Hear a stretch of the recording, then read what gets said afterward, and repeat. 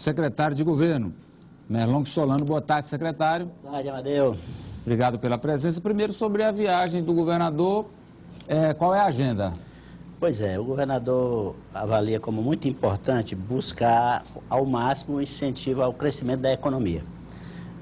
O Piauí cresceu bastante, Amadeu, nos últimos 10, 12 anos, acima da média do Brasil, mas a gente já percebe, digamos assim, uma quebra nesse ritmo em função de que foi um crescimento, sobretudo, decorrente de inversão pública. Agora precisa de inversão na área econômica, da área privada. Então, essa agenda do governador, ela se prende fortemente a um dos eixos, é esse: contatos com a iniciativa privada europeia em áreas de ponta, onde o Piauí apresenta grande potencial. Por exemplo, a área das energias renováveis, né, da infraestrutura. Começa na Espanha com um seminário sobre as possibilidades da infraestrutura de energias renováveis no Nordeste. Além dele, vai estar o governador do Maranhão, do Ceará também presente. A questão de energias renováveis também, visitas a diversas empresas que trabalham nesse setor na Espanha. Depois, na Alemanha, o foco é contatos com grandes empresas de energia solar, algumas das quais, inclusive, são fornecedoras de empresas que já estão investindo no Piauí, como aquela empresa que está investindo lá em Paulistana.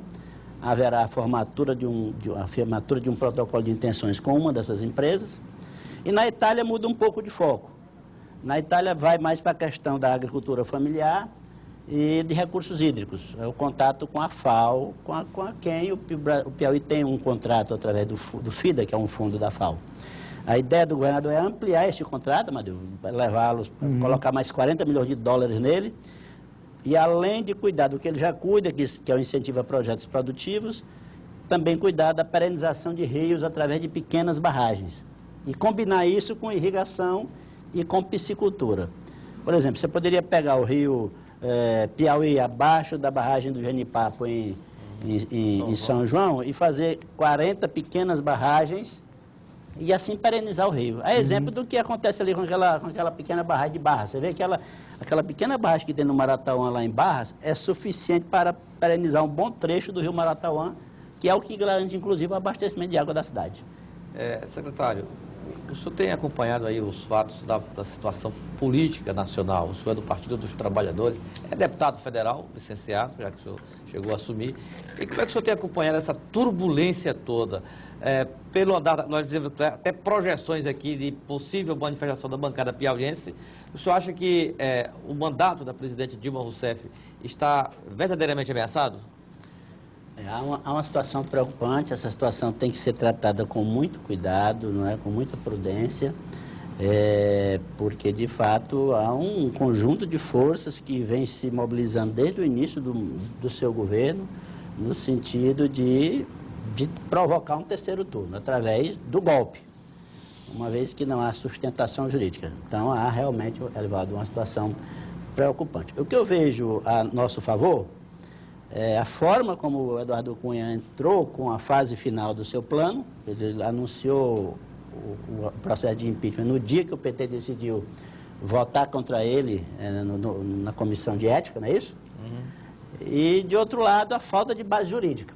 Na medida em que um número crescente de juristas e organizações da área jurídica se manifestam dizendo que não há base jurídica para o impeachment, isso vai, digamos assim, trazendo forças que têm responsabilidade para com o país para uma postura mais responsável. O senhor é petista histórico. Isso. Acompanha, o partido viveu o seu momento de auge quando o Lula chegou ao poder, mas depois, com o primeiro mensalão, depois o petrolão, o partido teve um momento muito difícil. E, aliás, está tendo, com uma rejeição, por exemplo, à presidente Dilma, aos líderes todos do partido no Brasil inteiro. E eu vi uma declaração seguinte, de que quando o PT não deu os votos para salvar Eduardo Cunha no Conselho de Ética, o PT fez aquele gesto consciente. Como assim? Bom, nós não vamos dar os votos, ele vai pedir o impeachment. Se a Dilma cair, o PT se recupera e volta em 2018 com Lula fortalecido vindo da oposição. E o partido recuperado, porque o PT está num buraco grande. A minha pergunta para o senhor é, o PT tem interesse que o impeachment saia, que a Dilma saia e que o Lula volte em 18? Não, absolutamente. Eu não faço essa leitura. O interesse que eu tenho, o interesse que eu acho que o PT tem é de que a situação se defina logo. Porque nada mais ruim para um país que está em dificuldade econômica do que essa instabilidade na presidência da República. Diferente digamos assim, de prefeituras e de governos que têm, estaduais que têm poucas possibilidades em matéria de política econômica, o governo federal maneja instrumentos poderosíssimos na área da política econômica. E quando há uma instabilidade política que afeta a presidência da República, os empreendedores retraem suas decisões de investimento. Então, não decidir a questão da presidência da República, não decidir esse terceiro turno agora, é postergar a crise econômica por todo o mandato da presidente Dilma. É isso que nós não queremos. A leitura que eu faço é mais ou menos a seguinte, Amadeu. Por exemplo, eu sairia do PT se o PT tivesse votado a favor do Eduardo Cunha naquele embate. O senhor deixaria o partido? Eu deixaria o partido. Se o PT salvasse Cunha? Se eu salvasse o Cunha, numa barganha, porque ficaria claro uma aceitação de uma barganha.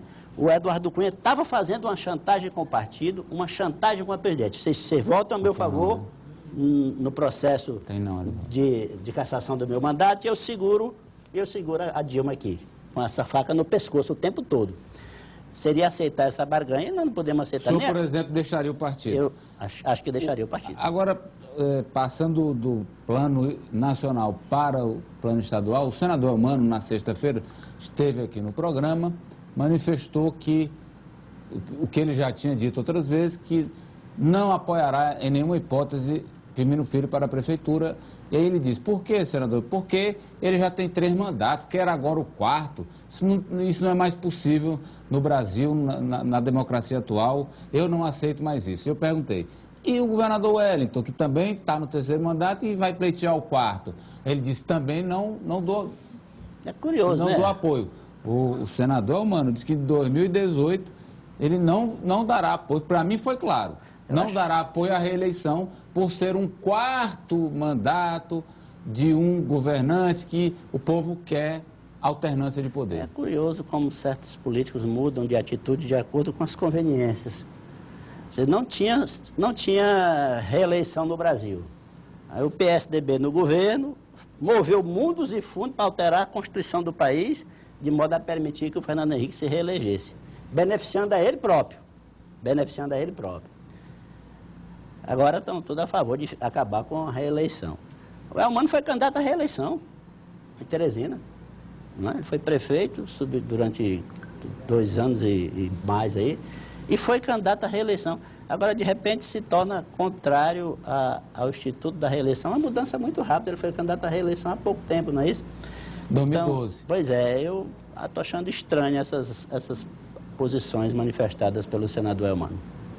Ele, inclusive, acena com a possibilidade de ir foi convidado, não é, Livaldo, para ir para a oposição. Exatamente. Aqui no Piauí e no Brasil. Exatamente. Foi convidado para o partido de oposição e lá no encontro do PSB, que hoje é um partido frontalmente oposto ao PT no Estado, ele foi muito bem recebido e convidado, inclusive, a compor um bloco de oposição no Estado e no país, junto com o PSB.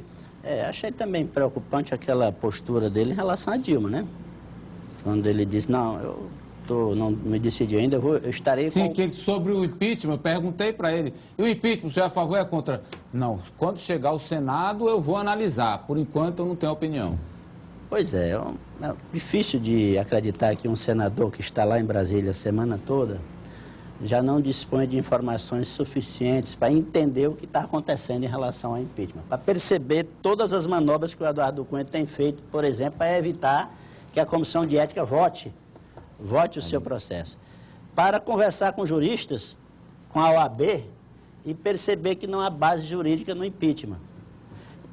E não ter condição de perceber os grandiosos interesses que estão em jogo no país, tentando derrubar uma presidente constitucionalmente eleita. O senador teria motivo para ter mágoas do PT, do governo do Estado, do governador Wellington Dias? Ou da presidente. Ou da presidente Dilma? Não vejo. Eu vejo o Elmano como um beneficiário, talvez o maior beneficiário desta aliança proveitosa que tem tem havido entre o PT e o PTB, tem sido uma aliança já bastante duradoura. E nos últimos tempos eu vejo o Elmano como um grande beneficiário desta aliança.